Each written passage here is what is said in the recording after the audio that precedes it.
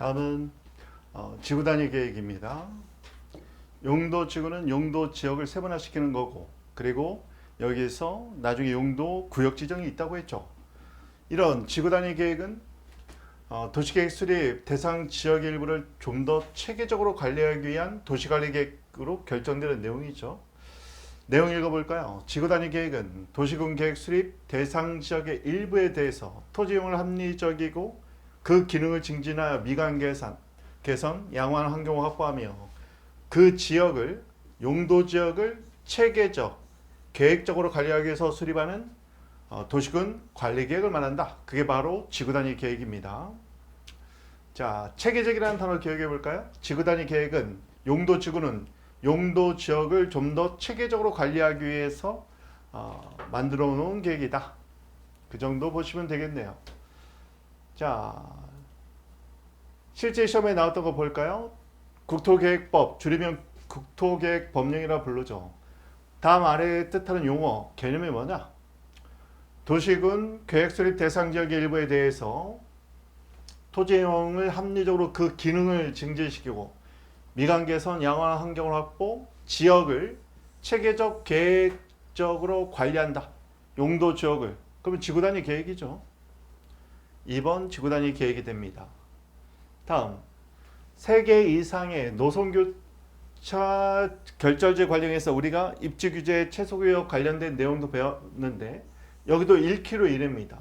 1km 이내에 지구 단위 계획 수립이 가능하다는 거 기억하시고 여기서 핵심은 3개 이상 노선의 결절지 1km 이내라는 겁니다. 2km가 아니에요. 1km다. 그 정도 보시면 되겠습니다. 다음은 62번 볼까요? 택지개발지구 사업 종료 10년이 지난 뒤에도 그런 계획을 수립하지 않았다면 이런 경우에는 지구단위 계획을 지정하도록 법에 규정하고 있습니다. 택지개발이 끝나면 앞으로 여기를 어떤 용도로 활용할지 빨리 계획이 수립돼야죠. 그런데 택지개발 사업이 끝난 뒤로부터 10년이 지난 뒤에도 해당 지역에 관해서 어떤 용도로 어떤 계획으로 개발할지에 대해서 법적 규율을 위한 그런 정비가 되어 있지 않다면, 그런 토지 이용 건축에 관한 계획이 수립되어 있지 않다면 지구 단위 구역으로 지정을 해서 체계적으로 관리를 해줘야 된다. 자, 핵심 키워드는 택지개발지구 사업 종료로부터 10년이 지난 뒤로부터 계획이 수립되어 있지 않으면 지구 단위 계획 구역으로 지정을 해야 된다는 거. 이 키워드 기억하세요. 택지개발 사업 종료 10년이 지나도 계획 수립이 되어 있지 않으면 지구 단위 계획구역으로 지정해야 된다. 다음 63번입니다. 자, 63번에서는요. 한옥이 나오네요. 한옥마을 보존 목적으로 지구 단위 계획을 만들었을 때 주차장의 설치 기준을 100% 완화하는 것이 가능하다. 자, 기억합니다. 100%가 역시 여기서는 핵심이래요. 100%. 한옥 관련해서는 한옥 마을 보존을 위한 지구 단위 계획, 뭐 여기저기 요즘 많이 있죠. 한옥을 이제 관광지처럼 만들어 놓은, 특히 전주 한옥마을이 유명하긴 하지만 100옥이라고도 기억하면 좋겠네요. 한옥, 옥, 100옥. 따라서 100% 완화다. 한옥, 100옥. 한번 기억해 볼까요? 한옥, 옥자에서 100옥. 한옥과 관련해서는 주차장 설치 기준 완화는 100% 완화가 가능하다. 연상작용입니다. 한옥이 100옥이야. 옥자니까 한옥 100옥, 100%입니다. 자, 이렇게 기억하시면 되겠어요. 한옥마을의 보존을 위한 지구 단위 계획에서 주차장 설치 기준 완화는 100%까지 가능하다. 자, 다음은 64번입니다. 64번에서는 차량 진입 금지 구간이 나오네요. 차량 진입 금지 구간 지구 단위 계획은 주차장 설치 기준이 80%입니다. 80%. 자, 차량 진입 금지 구간 80% 기억해 주세요. 차진 8. 차량 진입 금지 구간 80% 완화된다. 100옥 차 팔아라. 차 팔. 자, 105은 뭐였어요? 한옥마을 주차장 완화 기준 100%. 차 팔아라. 자, 주차 금지 구간. 주차 진입 금지 구간은 80%까지다.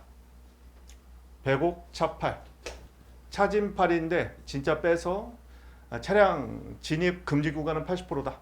이렇게 이런 것들은 사실은 여러분 논리로 알기가 힘들잖아. 논리로 알기 힘들기 때문에 이런 경우는 연상으로 그냥 암기해야 돼요. 한옥 보존과 관련해서 지구단위 계획 주차장 설치 기준 완화 한옥 105 100%.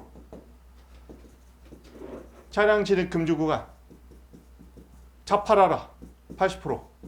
이렇게 간단하게 기억하세요. 한옥 105 100%. 차량 진입 금지 구간 차 팔아라 80%. 어쩌겠어요. 이런 식으로 연상되게 만들어 놓고 눈에 바르고 시험 직전에 볼 수 있도록 만들어 놓으면 시험장 가서 찍는 겁니다. 지금 우리가 뭐 부동산 공법 관련해서 전문가처럼 깊게 들어가야 되느냐? 그건 아니죠. 대신 나중에 보면요, 어떤 구역으로 지정되느냐에 따라서 앞으로의 개발 가치가 있느냐 없느냐는 여러분들이 고객과 나중에 시험에 나가서 고객과 상의할 때 또는 고객에게 설명해 줄 때는 의미가 있을지 모르겠지만, 그런 경우에는 지금 시험 자격증을 따기 위해서 부동산 공법에서 최소 노력으로 최고의 효과를 보겠다. 이렇게 가성비를 따진다면 연산작용을 통해서 답을 찍어내는 게 중요하고, 더 중요한 건 뭐냐? 기출지문을 다 뽑아놨잖아요. 적어도 이것만이라도 15분, 20분, 30분 내에 볼 수 있게 만들어서 입실 직전에 한 20분 동안 떠들어보고 들어가서 그냥 찍어내고 나오는 거예요. 그게 우리의 목적이다. 그 이상 나는 부동산 공법에서 고득점을 해야 되겠다. 그럼 기본 강의 들어야죠. 지금처럼 마무리 강의 들을 필요 없이. 다음은 도시 지역 내입니다. 이 내라는 거 기억하세요? 도시 지역 내에서 개발진흥 지구 지정을 할 때 건물 높이는 120%까지 완화가 가능하다. 기억하십니다. 이거를 실제 시험에 나왔을 때 외로 나왔어요. 외로. 도시 지역 외가 아니라 내입니다. 도시지역 내 개발진흥구역, 도시지역 내에서도 개발을 복돋우는 그런 개발진흥지구에서는 건축물 높이를 120%까지 완화할 수 있다. 자, 그렇게 보시면 되겠습니다. 이게 뭐 조문이 있는 것이기 때문에 논리 자체가 별로 필요 없어요. 건폐율이 완화가 된다. 자, 건폐율이 완화될 수 있다. 건폐율, 대지 면적에서 건축물이 차지하는 비율이죠. 용적률은 몇 층까지 쌓아 올릴 수 있느냐. 층마다 건축의 면적, 발코니라든가 지하 주차장 빼죠. 그 용적률. 용적률에 따라서 건물의 높이가 결정되는 거고, 사실 건폐율은 대지에서 건물이 차지하고 있는 이 건폐율에 따라서는 너무 빽빽한 도시로 만들 거냐, 조금 더 어떻게 보면 우리가 건축법에서는 요즘 조망권이라든가 일조권 같은 게 중요하잖아요. 일조권 조망권을 좀 더 지켜주겠다 싶으면 건폐율을 낮추면 되는 거죠. 그렇지만 도시지역 같은 경우는 도시를 개발하고 이런 데 있어서는 사실 이제 녹지는 따로 하더라도 건물과 관련해서는 건폐율을 좀 늘려줘서 최대한 건물이 올라가게 해주는 거, 용적률도 높이고 그럴 필요성이 있긴 하죠. 그렇지만 너무 과밀해가지고 좀 제한시켜야겠다. 그럼 용적률, 건폐율을 조정하면 되는 거죠. 120%까지입니다. 개발진흥지구 지정하면 지구단위 계획에서 건축물 높이 120%까지 완화할 수 있다. 다행히 여기를 틀리게 냈네요. 틀리게 낸 기출지문을 위주로 보시면 되겠습니다. 다음, 공사용 가설 건축물. 우리가 이제 공사 같은 거 할 때 보면 가건물 같은 거 컨테이너 박스로 져놓잖아요. 이것까지 지구단위 계획에 맞게 건축될 필요는 없는 거죠. 왜냐면 여기는 건축 공사 동안 임시적으로만 만들어 놓은 것이기 때문입니다. 굳이 이런 것까지 지구단위 계획에 맞게 건축할 필요는 없잖아요. 건축에 필요한 가설 가건물이니까. 컨테이너 박스 이런 걸로 많이 만들잖아요. 간단하게. 다음 67번입니다. 67번은 드디어 개발행위허가 나오네요. 개발행위허가는 국토기획법 56조에 규정하고 있고, 개발행위허가의 대표적인 게 토지 형질 변경 이런 거죠. 57조는 절차 요건이 있고 58조에 개발행위허가 요건을 규정하고 있어요. 자, 건축 관련 개발행위 허가 후에 건축물 연면적 5% 확대하면 다시 허가가 필요한 겁니다. 5% 확대하면 다시 허가를 받아야 된다. 알아두시고 5%입니다. 자, 다음 환경오염 방지 조건을 걸고 개발행위 허가를 했다. 이런 조건을 보통 강악상 부관이라고 불러요. 뭐 이건 몰라도 됩니다. 즉 이익을 주는 처분, 수익적 처분을 발령할 때 상대방에게 부담도 주는 거예요. 우리가 이제 아파트 건축허가 나왔다. 이것을 주택건축사업계획 승인이라고 부르는데요. 주택법 16조에 근거를 두고 있어요. 이렇게 아파트 건축과 관련해서 주택건설사업계획 승인을 하면 보통은 진입도로를 만들게 한다든가 아니면 학교를 짓게 한다든가. 여러분 보통 우리가 인프라 구축을 위해서 아파트 건축할 때 여러 가지 복리시설이 들어오잖아요. 그게 물론 그 아파트의 격을 높이고 가치를 높이기 위해서 하기도 하지만 사업 승인을 해줄 때 허가가 나갈 때 조건을 붙이는 겁니다. 그 조건을 부관이라고 붙여요.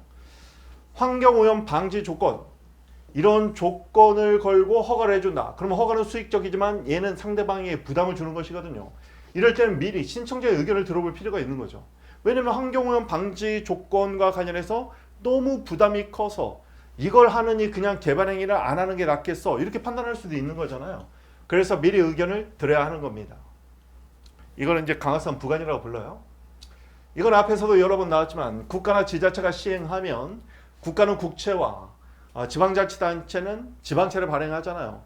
이행이 불능에 빠질 가능성 거의 없다고 봅니다. 물론 지방정부도 부도가 나기도 하긴 하지만 보통 우리가 지급불능에 빠지지 않는다. 그래서 이것을 변제할 수 있는 자금력을 변제자력이라고 부르죠. 변제자력을 무한대 이렇게 부르기도 해요. 따라서 이행을 안 했을 때 이행보증금을 거는 거 보통 사인들의 계약관계에서 많이 이루어지는데 국가나 지자체 같은 경우는 이행불능에 빠질 수 없다. 왜냐하면 국채, 지방채도 발행할 수 있으니까. 그러니까 이행보증금을 예치가 굳이 필요 없다는 거 앞에서도 여러 번 나왔네요. 그리고 조문에 있는 거죠. 다음 70번입니다. 지금 어떻게 보면은 내용의 정치한 이해와 설명보다는 여러분이 실제로 이 지문을 맞닥뜨렸을 때 어떻게든 연상해서 답을 찾아내게 만드는 게 목적이고, 결국 쟁점 이름만 써 있는 부분에서 빠르게 여러 번 스킵하듯이 여러 번 봐야 돼요. 짧은 시간에 보는 게 제일 중요합니다. 논리 몰라도 상관없어요. 눈에 발라서 시험 직전에 바르고 들어가서 답 찍어내면 됩니다. 자, 70번이에요. 자금 조달 계약이 개발행위 허가 기준에 들어가 있느냐? 자, 자금 조달 계획은 법에 따르면 개발행위 허가 기준은 국토계획법 58조에 그 기준이 있다고 했죠. 그리고 시행령에 의해서 구체화 되어 있습니다. 자금 조달 계획은 포함되어 있어요. 자, 두 문자 경매 도입 기억하십니다. 경매를 도입하자.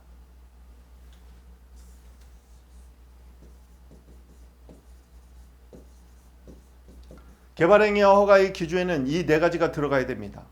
경매 도입, 일정한 경관 계획이 들어가야 되고 있고요.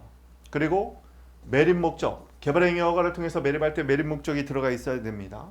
그리고 개발하면서 도로 같은 걸 깔 때 도로의 너비 같은 것도 들어가야 되고, 그리고 얘기는 임목벌채를 수반하지 않을 것을 조건으로 하고 있어요. 임목벌채, 나무 베는 거 얘기하는 거죠.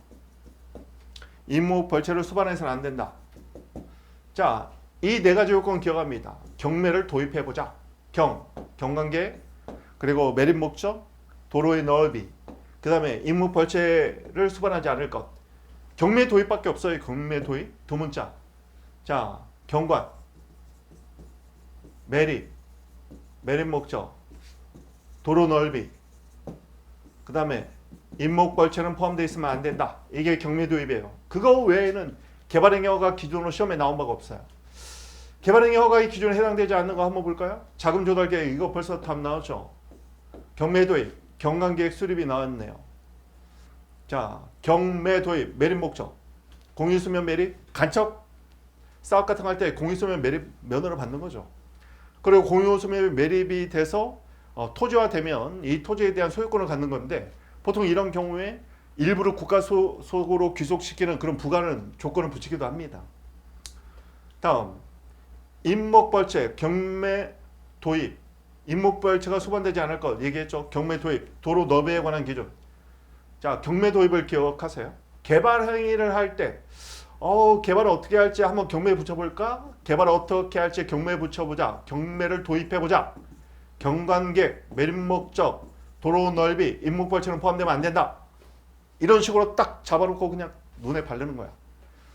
개발하기 위해서 누가 어떻게 개발할지 한번 경매를 도입해서 한번 결정해보자. 경매 도입. 나머지는 그냥 넘어갑니다. 이렇게 암기해야지 뭐. 이걸 뭐 언제 행정법 공법을 다 공부하겠어요. 가장 핵심으로 하면 되겠다. 다음. 자, 봅니다. 토지 분할. 토지 분할에 대한 개발행위 허가를 받은 자는 개발행위 허가 후에 준공검사를 받아야 되느냐? 준공검사를 받고 나중에 사용 승인 같은 걸 받잖아요. 건축 같은 거 할 때도. 준공검사 같은 경우는 건축을 했다든가 공작물을 설치했다든가 토지 형질을 변경하는 거 전답을 대지로 바꿔서 건축을 한다든가 또는 토속 채취를 한다든가 토속 채취 같은 경우는 산에서 토속을 채취하면요 집안이 약해져 가지고 나중에 낙석 돌멩이가 떨어져 가지고 지나가던 차량을 파손시킬 수도 있고 또는 산사태에 비가 오면 산사태 우려가 있거든요. 그래서 준공검사를 통해서 허가받은 대로 제대로 건축을 했는지 건작물 졌는지 토지 형질 변경 제대로 됐는지 토속 채취했는지 이런 것들을 보는 거예요. 임야 같은 경우는 나중에 토지 형질 변경에서 대지에서 깎아서 깎은 흙으로 복토 작업 같은 거 하잖아요. 그리고 건물을 올리고 하잖아요. 그러면 토지 분할은 왜 준공검사를 받지 않느냐? 토지 분할이 뭔데요? 토지 분할해서 나중에 공유 지분 나눠주기도 하고 아니면 구분 소유권 같은 거 같잖아요. 토지 분할 같은 경우는 등기 작업으로 끝낼 수 있어. 거기다 뭐 짓거나 뭐 이런 게 없는 거죠. 토지 분할하는 것은 토지 분할과 관련해서 나중에 구분 소유권을 설정하는 것만 하면 되기 때문에 이거는 나중에 등기 같은 거 바꾸면 끝나는 거거든요. 뭘 짓고 자시고가 없어. 그러니까 토지 분할 자체가 준공검사하고 어울리지 않는 거예요. 토지 분할에 대한 개발 행위를 받았을 때 토지 분할 나중에 등기 같은 거 처리하면 끝나는데 무슨 준공검사를 받겠어. 받을 필요 없다. 이렇게 기억하면 되는 거죠. 기억을 해야 됩니다. 이건 좀 어려운 내용이네요. 행정청이 아닌 자와 행정청인 자가 있어요. 개발행위로 용도가 폐지된 공공시설이 있는데 여기 볼까요? 한번 도표를 그릴 필요가 좀 있겠네. 개발행위 허가를 받은 자가 행정청인 경우도 있고 또는 행정청이 아닌 경우도 있습니다. 행정청인 경우, 행정청이 아닌 경우 개발행위 허가를 받아서 새로 공공시설을 새로 설치하는 경우도 있고 또는 기존의 대체시설, 대체된 기존 시설이 있을 수도 있죠. 그러면 기존 시설은 더 이상 공공목적으로 사용하지 않겠죠. 이런 걸 우리가 법적 용어로 공용폐지라고 불러요. 공용폐지란 말은 공적 목적으로 사용하는 걸 더 이상 안 한다는 얘기입니다. 그러면 볼까요? 첫 번째. 자, 행정청일 때는요. 새로 설치가 된 공공시설은 그 공적 목적에 맞게 사용되겠죠. 이걸 공용, 공적 목적으로 사용의 줄임말이에요. 그러면 이때 새로 설치된 공공시설은 누가 관리해야 돼요? 당연히 관리청이 관리해야 되겠죠. 따라서 관리청에게 무상 기속됩니다. 여기도 마찬가지예요. 둘 다 똑같으니까 이 부분은 시험에 안 내는 거야. 얘가 문제인 거죠. 그러면 새로 설치하고 기존 시설은 더 이상 이용하지 않는 이 시설은 누구한테 어떻게 가는 거냐? 이런 경우에는 이 행정청, 허가받은 자라고 되어 있는데 허가받은 행정청에게 기속돼 버려요. 그런데 행정청이 아닌 자가 새로 설치하면 이거는 관리청에 무상 기속되는데 대체된 기존 시설은 얘한테 무상 기속되느냐? 행정청이 아니면 보통은 이제 사인인 뭐 건설사나 이런 민간 기업이었겠죠. 그럼 얘는요. 새로 설치한 설치 비용에 상응하는 정도로 양도해 줄 수 있다. 이렇게 돼 있는 겁니다. 자, 그럼 볼까요? 위에 다시 한번 볼게요. 행정청이 아니야. 그럼 민간기업이라 그러겠죠. 실무에서 봤을 때. 개발행위로 용도 폐지된 기존 공공시설의 소유권은 누구한테 가느냐?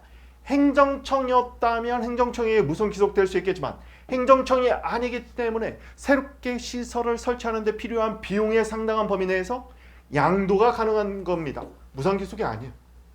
무상기속 아닙니다. 설치 비용에 상당하는 범위 내에서 무상 양도할 수 있다 이렇게 돼 있어요. 다시 한번 볼게요. 행정청이 개발행위 허가를 받아서 개발행위를 하는 자다. 그러면 얘가 새로 설치한 것은 그 공공 목적에 맞게 관리청이 관리해 줘야 되니까 관리청에 무상 기속되고, 종래 시설은 행정청이 개발행위를 받은 자, 얘는 받은 행정청 얘기하는 거죠. 무상 기속돼요. 행정청이 아닌 자가 개발행위를 했다. 새로 설치한 건 똑같아요. 관리청에 무상 기속돼. 틀린 부분이 시험에 나오는 거지. 행정청은 종래 시설에 관해서 행정청에 무상 기속되지만, 행정청이 아닌 자는 용도 폐지라는 건 공적 목적으로 사용하는 용도에서 폐지가 된 거죠. 이걸 공용 폐지라고 부르는데, 새로 설치한 공공시설 설치에 필요한 비용의 범위 내에서 개발행위를 받은 그 국민에게 무상 양도할 수 있다. 가능하다고 되어 있어요. 좀 어렵죠, 이거는. 자, 틀리게 만든 부분을 기억할게요. 개발행위 허가를 통해서 기존 시설이 설치가 됐고 새로운 시설이 설치됐고, 얘는요 어차피 관리청의 무상 기속이 다 똑같아. 그러니까 잘 안 나와. 기존 시설이 누구한테 기속되냐는 거야. 만약에 개발행위 허가를 하는 자가 행정청이면 행정청에게 기존 필요 없게 된 시설은 무상 기속돼요. 근데 행정청이 아닌 자가 개발행위 허가를 받은 자면 얘한테는 무상 기속이 아니에요. 행정청도 아니니까. 얘는 자기가 새로운 시설 설치할 때 쓴 비용의 범위 내에서 얘한테 양도를 할 수 있다는 겁니다. 굉장히 어려운 문제인데 그 내용이 여기 쭉 써 있어요. 한번 볼게요. 볼까요? 개발행위를 받은 행정청, 얘가 허가 받은 자죠. 기존의 공공시설에 대체되는 공공시설을 설치한 경우 새로 설치한 건 관리청의 무상기속, 행정청이 아니었을 때 새로 설치한 건 역시 관리청의 무상기속, 행정청일 때 종래 공공시설은 개발행위 허가를 받은 그 행정청의 무상기속, 행정청이 아니었을 때 용도가 폐지된 기존 공공시설은 무상기속이 아니라 뭐다? 지출한 비용의 범위 내에서 무상 양도가 가능해진다.